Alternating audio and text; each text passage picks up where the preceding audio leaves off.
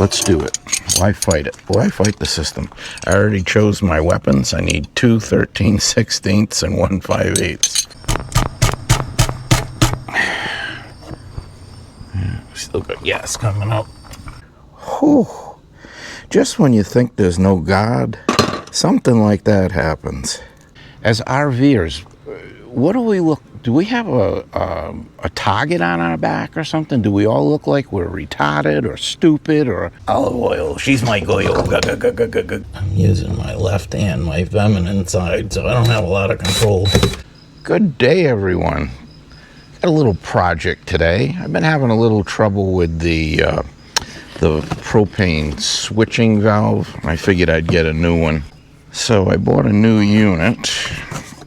I don't remember what it is. Skyflame. It's another China-made something or other. Anyway, here's our valve, and it comes with the hoses. I don't know if I'll be able to use them or not, but if not, we can just go right into here.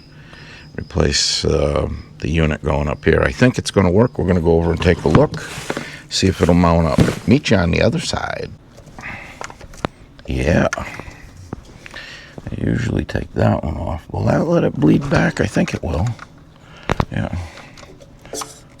Yeah. See, what I don't know is does gas stop going that way, which would mean this still had gas in it. I guess we'll find out, together. I might need to take that tank right out of there, give me room to work. Let's do it. Why fight it? Why fight the system? I already chose my weapons. I need 2 13/16 and 1 5/8. I don't know if you're aware of this, because I wasn't. You notice that this is yellow. The yellow Teflon tape, or the tape that's in, the tape itself is not yellow, but the tape that's in a yellow cartridge or holder is for propane, supposedly. So I wasn't aware of that. I did not know it. I'm not 100% sure on that, so don't go to the bank with it. But I do believe it's true. And actually, some of the tape that comes with these things that you buy like this are in yellow containers. So if I'm wrong, let me know in the comments, because I'm not saying I'm right. I'm saying I'm not sure. And I think what we need to do next is take this off.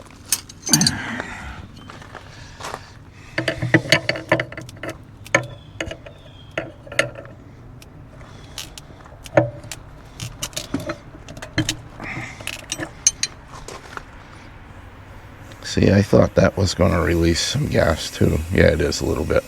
So this line goes to the generator. Okay. That's that. And we can take this guy off. If that turns freely, that'll leave just those two on there. Okay. If everything goes right, this shouldn't be too big a job.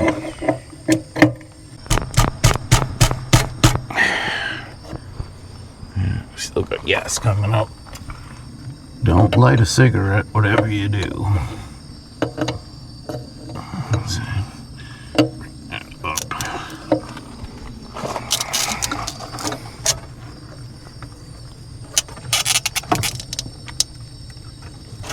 There she goes.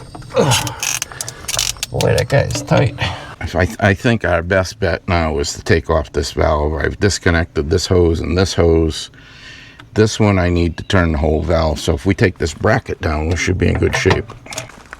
Alright, so with that off, that will allow us to spin this. Boy, if I've got to do that, I might want to just leave that hose on. Well, I already loosened it. See, that does spin on there. I knew it did. Doesn't matter, it had to come off anyway. I guess I better take it off and retape it then. It is easier to work with it out here now. See, it does turn on there, but not very easily. Alright, so probably is the best that it's off to take it off anyway. What I don't want to do is kink the hose all up. And we'll retape this and put it back on. Okay.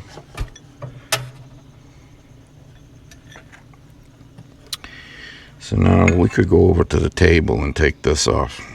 I moved the table over because I was in the sun on the other side now. Don't take long for things to change.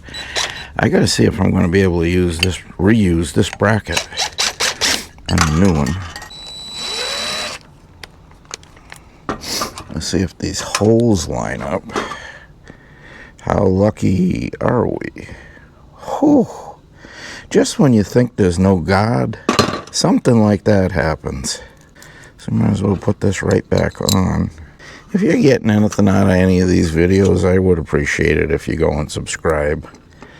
We're trying to move this channel along, and that would help us. That's all. Okay, that's on there and tight. Now, we can't use this line because it's attached to a long line that goes across the trailer to the other side. So we need to get rid of that. There we go. There we go. Alright. Now hopefully the other one threads right into this. If it was easy, everybody would do it. Let's see about that. There. Wow. Don't you love it when a plan comes together? So then that's going to go on here. Boom. Alright, and we're going to check everything once we put it together to make sure everything's tight. So the next thing that we need to do, these fittings can stay. This needs to come off, and it needs to be coming out on that angle right there. You remember that. Remind me in case I make a mistake. It could happen. It's not a good workbench. It's just a work surface because it's not very steady.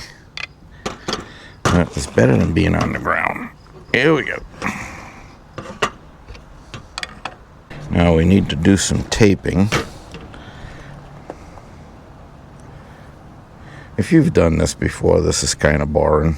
If somebody hasn't done this and they're watching, maybe they're learning something, I'm hoping.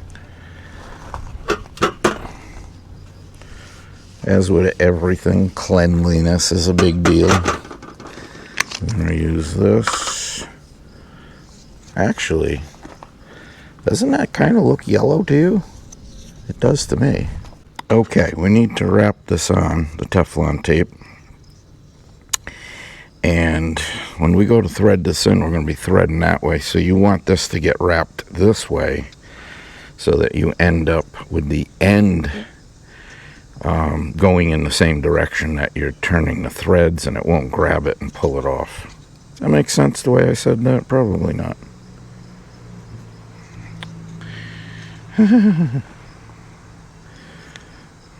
How's your day going? Here we go. Try to keep it flat.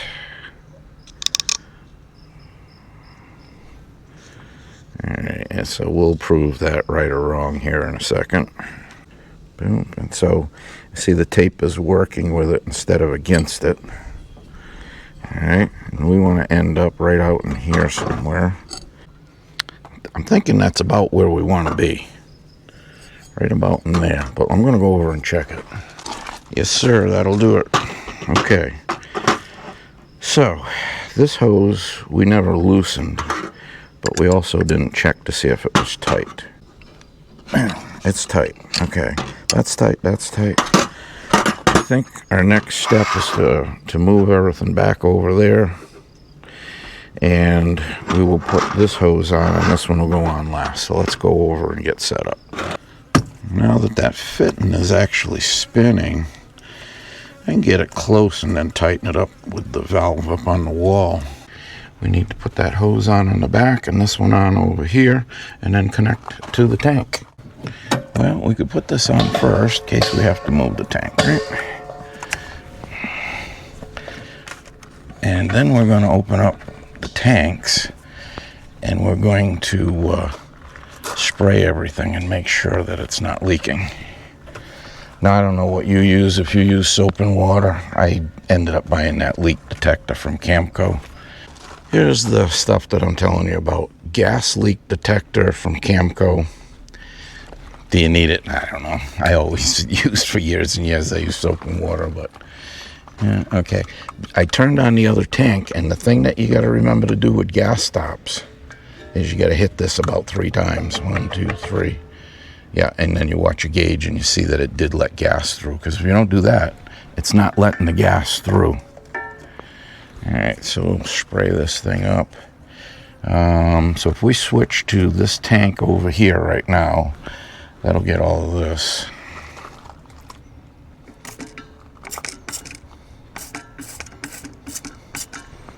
Get around there, there,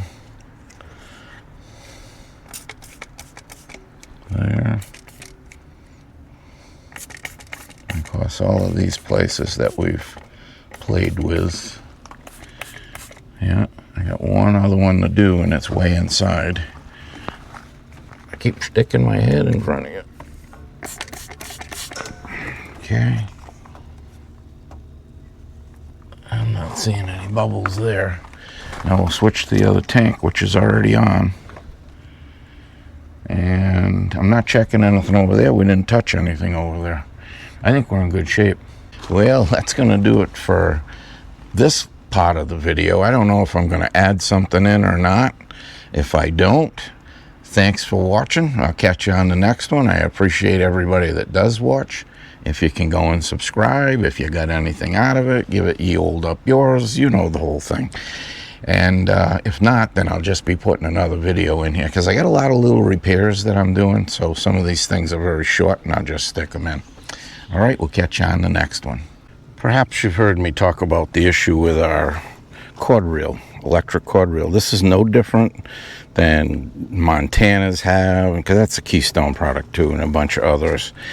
It's a switch that, here's the new one. Well, you can't really see anything there either. It's a switch that's a multi-switch, okay? It's the rocker switch up here, and then there's another component that's soldered to it and whatnot. So you can see it comes through with this wrap around it to keep it from getting wet, I would imagine. But something happened. Somehow this thing got wet, and I don't know how it did. So what I'm going to do to rectify things here is I'm going to put some butyl tape around here, because there is nothing. And it's the only place I can see water getting in, with the exception of right here at the switch itself. And there might be some kind of seal there that lets the water get in. But what this thing does, when it gets wet, it will work to pull the cord in. But the problem is, when you let go of the switch, anybody that has one of these knows it just goes back this little zoop, and it only does it one time, just to relieve a little bit of the stress that it might have put on it if it went in too far. Well, when it gets wet, or at least that's the way this switch acted up, it just kept going back and back and back. And so what it was doing, because it caught me by surprise, I've never seen it do that before, it was just all unwinding on the cord reel there, and it was getting caught, and then I had to pull it, and I'm saying, how am I going to shut this thing off?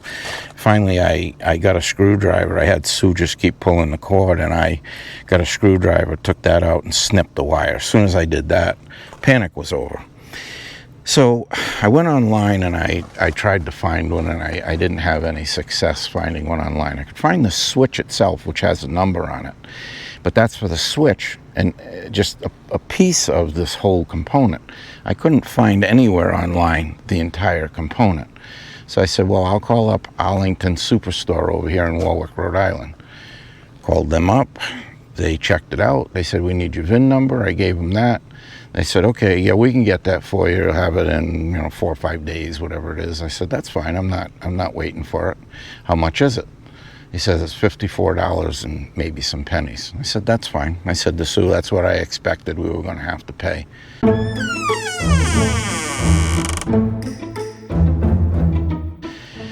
Now I'm going to tell you the rest of the story, and I'm going to say this: as RVers, what do we look? Do we have a target on our back or something? Do we all look like we're retarded or stupid? Or, I mean, I was in business a long time, and I've never done business like this. I go to pick this up today, and they say it's $80 and change.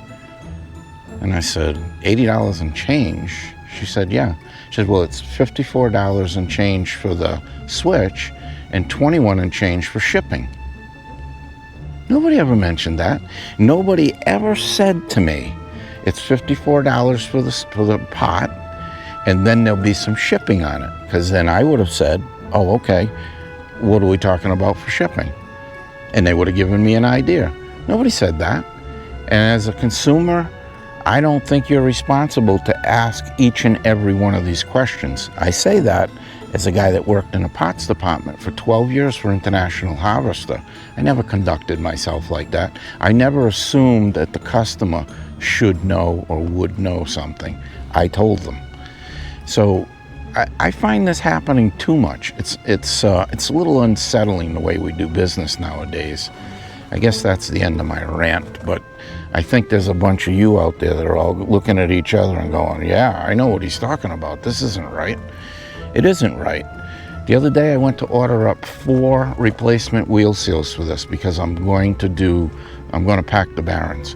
When I had Moride do the job, I said I want to walk away with a full set of Barons, inner and outer, and 4 seals. That way there, if I repack them, I got a full set. If I break down on the road, got a Baron go, I got a full Baron, and I've got a seal.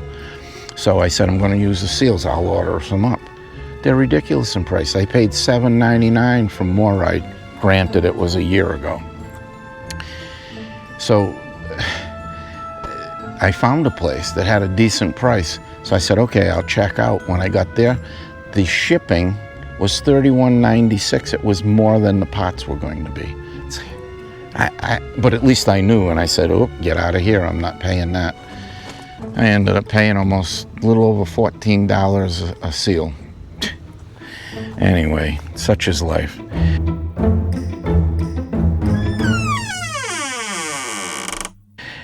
Anyway, we're going to complete this little task here. I'm going to put some of that on there. What I sealed this up with is some, this is from Gorilla Tape, and it's a, kind of reminds you of the stuff you would put on the roof. I can't think of the name of it, but you guys will all know what I'm talking about.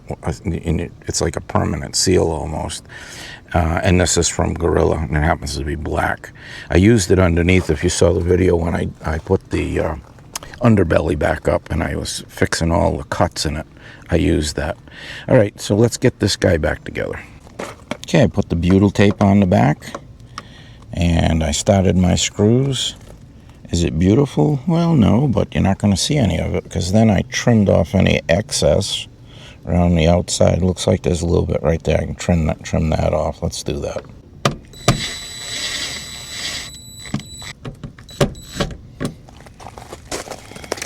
Okay, feel a little better about that. Now we have some sealant around it. Whether it's the right or the wrong thing to do, we'll find out, won't we? Okay, so I'm going to show you, well, I can't show you what it was doing. So usually when we put our cables out, we pull it, and when we go back in, we hit the cord, and then it does one little, you heard it. It's not tight, so it's not showing you, but it does that. But it kept doing it, and you couldn't stop the cable from coming out. So I think we've rectified this. If you run across it, and it's doing that, no, it's the switch, but it's wet, and if you can dry it out, you might be able to get yourself out of a jam till you get another one. I put the old one back in. We're going to see how it goes, but I do have the new one, and it's only, I don't know, it's 2 black and 2 red, I guess. Piece of cake to swap out after if I have to. All right, as always, thanks for stopping by. I do appreciate it. If you could go and subscribe if you get anything out of this, and give it ye old up yours, that'd be even better. Comment if you've run across this, or you've had issues, or maybe you found a place to buy these switches cheaper. If somebody's watching this and you can give them a hint on where to buy the switch at a better price, certainly let's get that out there. Again, thanks for stopping by, and we'll catch you on the next one. Good day, everyone. I'm glad you're here. We got another little project today. So we decided to pick up some new knives because we haven't had anything that was worthy of using. Would you say that would be true? Well, yeah. Yeah. So they're not the best knives in the world, but they're in the middle there. They're pretty decent. So you have a couple of ways that you can hang these magnets up, and it's yet to be seen if this is going to work going up and down the road. I've seen people that have said, we leave them right up, we don't have a problem. What I'm going to do is leave them on this rubber piece so that they're supported and they're just kind of attached to that. I cleaned everything up good with alcohol over here and over there. And I say over here, and you say, why over there, Ray? Good question. Because I hung up the steak knives, 6 of them, with the double-sided tape, and we haven't been up and down the road. We were sitting over there at the bar the other day, and Sue said, what the heck was that? I said, I don't know. I come over and look, the knives are down. So that didn't work. So over here, I'm going to go to plan B, which is to put the screws in. If you've seen any of my woodworking videos, you've seen me hang mirrors and such using making a keyhole cut, and that's what we're going to do here. We're going to locate the screws, whoop, put it on, and we're done. You don't use the tape with that because you wouldn't be able to slide it down. So that's the point that we're at now. We're going to put up the masking tape. I've already measured everything. I know where I need to be, so we'll put them up and mock it, and that hopefully is the end of this little project. Now, if this falls going down the road with that double-sided tape, I guess I can put the screws in there, but I really didn't want to. And this is such a good product to adhere to. I don't think I'm going to have a problem. It didn't stick to the plywood, so we'll see. All right, let's get this thing going. First thing you would do in this little project is figure out where you're going to need the screws located. The second thing is we'll get rid of this tape because it just didn't work. So now the screws, the one thing you have to know about locating your screws is this is going to be like this on the wall, of course, going that way. The screws are going to go here, see, and slide up. So the end point is actually up here, not down here where you go on. So to get this to land where you want it, you have to figure out where that point is in relationship to something so you can take measurements. I've done that. If we're 3 inches down to there, that would be where I'd want the top of that screw. The next thing is locating it this way, and I've done that also. If you come off of here 2 inches, that'll be where that point will be, right there where that screw is. So that's where we've got to put our tape, put some marks so I can see where to put a little pilot hole, and then we'll put our self-tapping screws in. And then you have to set how much they go in so that it will go in here and not be loose and not be too tight so it can slide on. That's it. It's really not that big a deal. So let's come down 3 inches, which is here. So if we put this tape, we'll put a couple pieces of tape because we won't be right on the money. I just needed an idea where that was. If you had bigger masking tape, it would be better. This is all I have. And this will be more than enough to get the job done.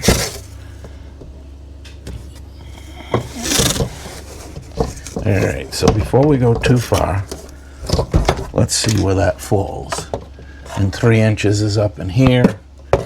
And over here, we got a little bit of a problem. So I'm up, I went down with it. So we'll just put another piece of tape over there. Like so. Okay. Pencil, please. I got it.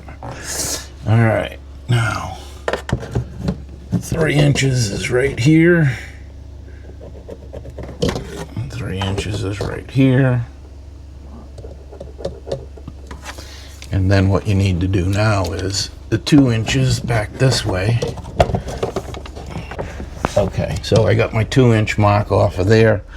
Then you need one more measurement, which I already took, is the center of that slot to the center of that slot, which is 9 7/8. I'm so sure. I'm going to double check it. And I'm sorry, it's 9 1/8. Ooh, measure twice, cut once. See, put that in the center there. Yeah, 9 1/8, just under 9 1/8. It's over 9 1/16. All right. Well, it'll be what it'll be, as they say. So, somehow we got to get in here and perform this miracle. Maybe I can get rid of some of these oil bottles. Olive oil. She's my goyo. Hey, that's Popeye. Maybe some of you guys remember Popeye. Then the other people just thought I lost my mind. All right. Man, I just got to get in front of you again. Sorry about that. It's the place I have to work. So we need to be right on the center of that one. And then we need to be just under 9 1/8 over here. Bring that up a little bit. Just under 9 1/8. Right there. Alright, and then we need to come back down with our 3-inch. And if my measurements are correct, center of that and center of that. Let's see what it looks like.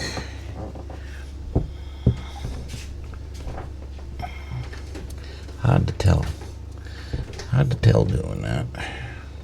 Because I can't get in line with it.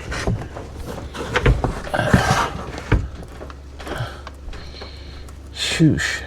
I mean, it looks good. You know what they say? Columbus took a chance. You got one shot at this, though. And then you're going to have a hole there you got to deal with. 9 1/8. Doesn't hurt to double check, right? My 3-inch looks good. My 2-inch looks good. Now those no longer matter. What matters is from there to here. From there to here. No, I'm not happy with that. I'm glad I'm checking it. I'm not happy with that. We're going to bring it back a little bit. I might have been off about a half a hole had I gone there. Yeah. See? Check, double check. We all make mistakes.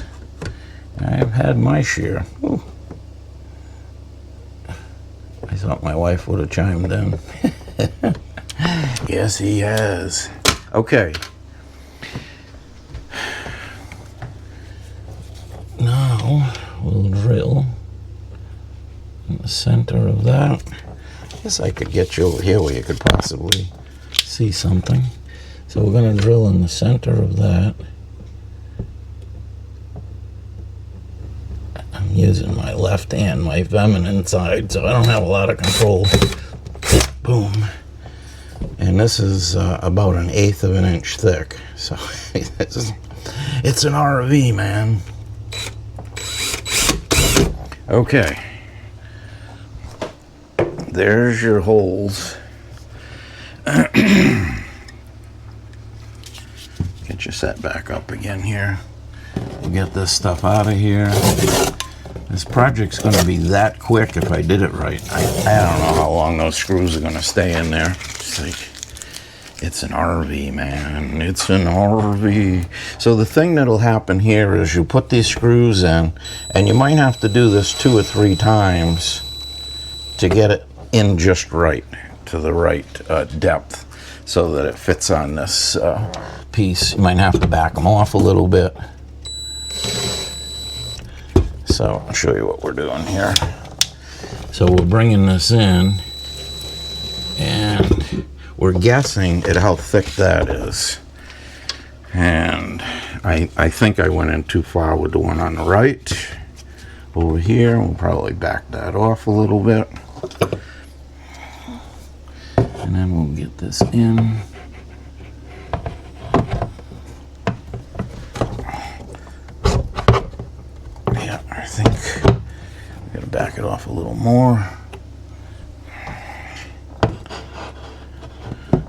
see if we can put it in by itself and see if we got the right. Not yet. There. Okay, that one's good. Try this one. Oh, not quite there.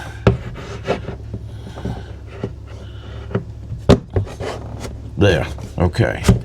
So if we drilled them in the right place, then there. By George, you can see that if you did it right, the it slid on it with a little bit of force, right? Because you don't want it bouncing up and down and bouncing off of there. I feel better with the screws in there. I just didn't want to do it. I said the double-sided tape should be fine for these. I've been wrong a lot lately. I don't know if you saw my other video. Built the cabinetry wrong. Such is life. But it looks like this project's going to be a success. What we don't know is, are they going to be able to ride up and down the road or not? And how is this going to work out? So that is yet to be seen. We got butcher paper out here because we're cooking up some ribs and we're going to get to use this for the first time. That'll be exciting.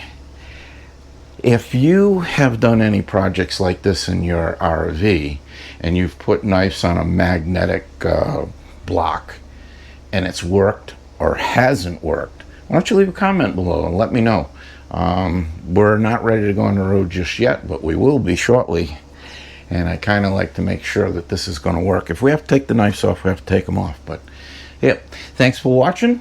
We'll see you on the next one. And maybe if you get anything out of any of these, you'll subscribe and give it ye-oh up yours. Oh, I'd be so excited. I'll see you on the next one.